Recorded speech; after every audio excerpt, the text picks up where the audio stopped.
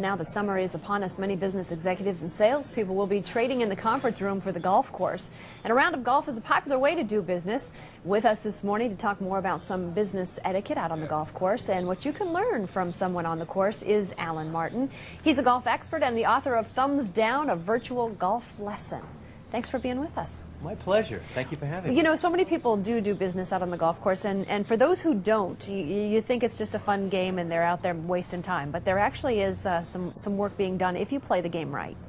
You don't even have to play the game at all. Right? You just have to show up. Yeah, well, sometimes. It's somewhat like football. Sometimes you take advantage of the hype. But if you're actually going to go out and play, think about it. You're in a beautiful setting, and you have 5 hours or more with somebody. In today's world, it's tough to get 5 minutes with somebody, right? Yeah, it's a captive audience. That's great. Absolutely. How many games of golf would you say you've played in your lifetime? Thousands. And I'm looking forward to playing thousands more. Thousands more. You're the envy of a lot of people. Hey, let's talk about, you've got really 4 big principles that when it comes down to what you should be doing on the golf course. And the first one you say is open new doors. What do you mean by that? Again, it's almost like football. You take advantage of your team, you take advantage of what's going on, and you talk to people. You have a common bond with people. And I've used it myself to get places where I've never been able to get before, because people are golfers, you talk golf, and again, now you have something in common. You're able to kind of break the ice and get started with somebody. It does build relationships and it builds bonds, which is your second point here. When you have 5 hours with somebody, at the end of that 5 hours, if you haven't created a bond with that person, then you really probably somewhere along the line have a communication problem. Well, the funny thing about it is, while you're out there, it's almost like you're in battle. I mean, golfers at the beginning of the day are all smiles. At the end of the day, they look like they've been through a war. But it's after the fact that you start building those bonds with people. It's not just a relationship, it's more of a lasting friendship in a lot of cases. People remember that round of golf that you played together X amount of years ago. Yeah.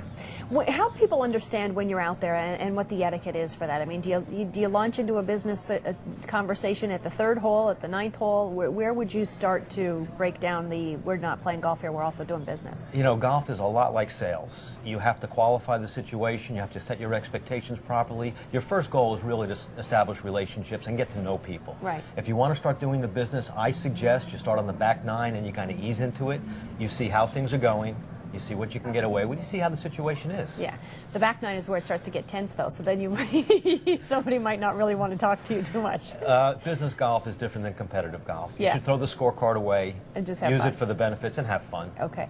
Your third point is really use it for the networking. If you hear people who say, I don't necessarily go out and golf with one person. I'll go to a charity tournament that satisfies my platform, and I'll golf with a lot of people.